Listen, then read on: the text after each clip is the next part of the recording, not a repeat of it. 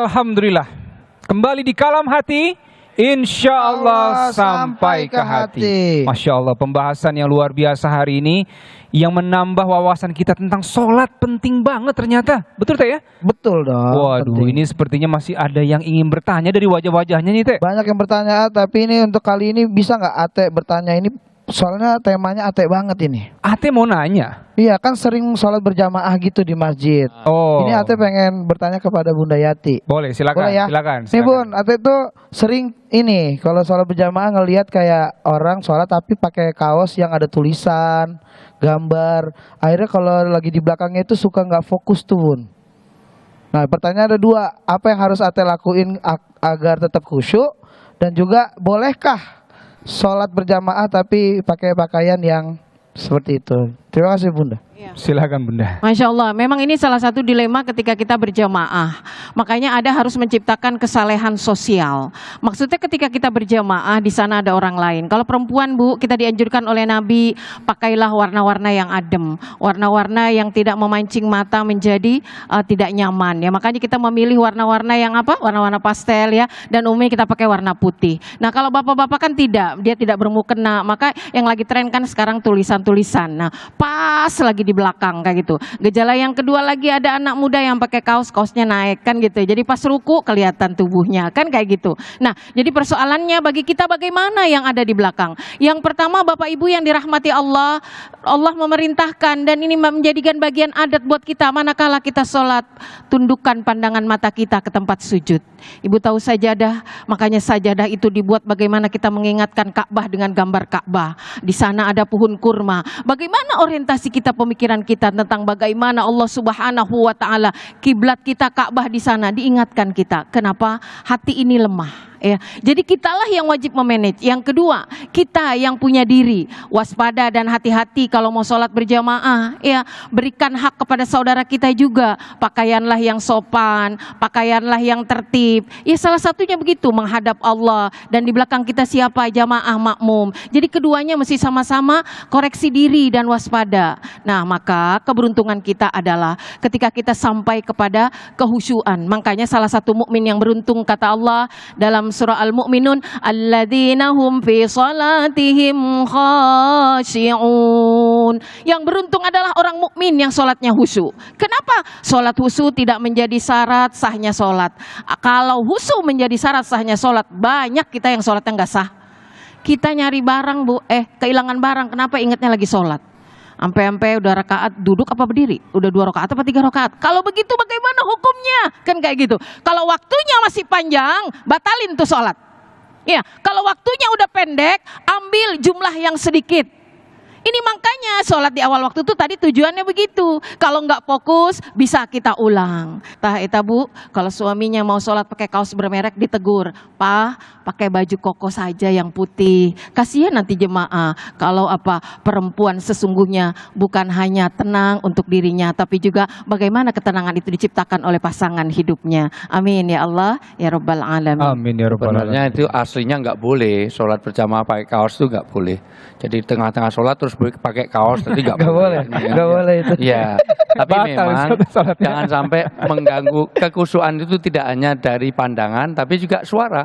Iya. Nggak boleh taswis. Taswis itu walaupun Anda lulusan IAIN, UIN, SAG, sarjana alam goib, luar biasa itu. Sholatnya dikusuk, bismillah, alhamdulillah, luar biasa. Padahal dia sedang itu namanya taswis. Atau gangguan yang lain, termasuk handphone. Mohon maaf, tolong matiin. Di beberapa negeri di Timur Tengah itu ditulis putuskan hubungan denganmu sesama untuk hubunganmu dengan Allah. Karena jangan sampai berapa kali kadang-kadang kita itu sholat di Mekah saja masih terdengar ringtone. Nah, maka tolong diingatkan. Sekarang malah tambahan sufufakum fi sholat. Luruskan soft sholat, tapi juga tolong yang bawa handphone dimatiin. Pertanyaan selanjutnya nih ya dari teman hati kita. Iya, Mama Vena dulu ya. bintang tamu kita mau bertanya lagi. Silakan Mbak Vena. Assalamualaikum warahmatullahi wabarakatuh. Saya pengen bertanya kepada Bunda Yati, karena kita seorang ibu ya, tentunya pengen banget anak-anak kita jadi anak yang soleh dan soleha. Nah terutama untuk anakku nih Bu yang paling kecil, Fania, umurnya 6 tahun. Saya tuh udah mengajarkan dengan cara saya sholat sama dada ya, sama suami.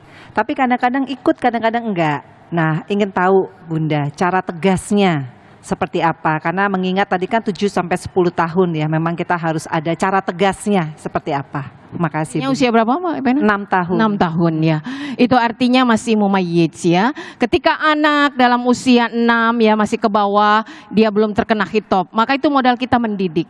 Pada saat sholat dia masih ada kesenangan bermain, tidak masalah. Lalu katakan kepadanya, kalau mau sholat, sholat yang benar. Ucapan terus, bimbing terus. Tapi pasti susah konsennya. Tidak bisa seperti kita. Inilah didikan. Yang terpenting bagi kita adalah anak kita tahu ini waktu sholat. Anak kita mengerti bahwa ini ruku dan sujud. Perlahan-lahan dia paham bahwa kondisi seperti ini ibu bapaknya sedang berjamaah. Itu makanya contoh dari kita, pendidikan dari kita sejak dini, yaitu di usia 7 tahun. Masya Allah. Terima kasih Bunda, Mbak Vena, terima kasih ya pertanyaannya. Ini satu lagi ada yang mau bertanya nih dari Gunung Putri nih. Silakan Ibu. Assalamualaikum warahmatullahi wabarakatuh. Waalaikumsalam warahmatullahi wabarakatuh. Saya Ida Rusta dari Majelis Talim Nurul Hidayah dari Gunung Putri, Bogor. Bagaimana caranya kita membayar sholat semasa kita masih muda dulu, kan kita suka ninggalin sholat. Gimana cara membayar kita sholat, apakah dikodok? Apa bagaimana? Tolong pencerahannya Pak Ustadz. Terima kasih. Wassalamualaikum warahmatullahi wabarakatuh. Waalaikumsalam warahmatullahi wabarakatuh. Oh, silakan Ustaz. Ummul Mukminin Aisyah radhiyallahu anha di dalam hadis Bukhari dan Muslim meriwayatkan bahwa kami semuanya disuruh mengqadha puasa tetapi tidak untuk sholat. Jadi tidak bisa kita sholat subuh 4 rakaat, 4 atau 4 kali. Kenapa? Yang 3 ini untuk masyarakat muda. Kecuali ketika dia lupa sampai dia ingat. Tadi lupa seharian ini lupa, tahu-tahu sudah sampai isya padahal belum maghrib, belum itu ya maghrib ya isya itu beda. Atau gila sampai sembuh, atau dia mabuk sampai dia sadar itu. Tapi di luar itu kalau tadi masa muda ya istighfar, satu, mentobatinya dengan cara menyesalinya, kedua berjanji untuk tidak mengulangi, ketiga menyadarinya, keempat untuk banyak istighfar, kelima mengikutinya adbi sayiat bil hasanah tamhuha, dengan cara disempurnakan sholat wajib disempurnakan dengan sholat sunnah.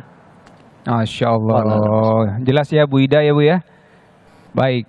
Dan juga teman hati semua yang dirahmati Allah, banyak sekali mau bertanya, tapi kalau memang ada yang mau bertanya lagi, bisa langsung kemana Teh? Ke Instagram kita di @dikalamhati. @dikalamhati, langsung saja tulis pertanyaan di sana. Insya Allah nanti di saat yang tepat kita akan sampaikan kepada guru-guru kita ya. Benar Betul sekali. Baik. Dan karena waktu juga yang harus memisahkan kita, maka saya mengucapkan terima kasih untuk seluruh teman hati semua yang sudah menyaksikan dari awal sampai akhir. Kemudian juga ibu-ibu yang sudah hadir, terima kasih banyak ya Bu ya. Insya Allah istiqomah ya Bu ya kita ya Bu ya. Mbak Vena bintang tamu kita, terima kasih banyak. Kita doain ya Bu ya, mudah-mudahan rumah tangganya bahagia, sakinah, mawaddah warahmah. Insya Allah anak-anaknya soleh dan solehah. Amin. Kemudian juga bapak-bapak di sana, terima kasih Pak dari Al-Zikra Sentul ya Pak ya. Terima kasih juga buat Ate. Wah, semoga cepat mendapatkan tambatan hati ya yang solehah insya Allah.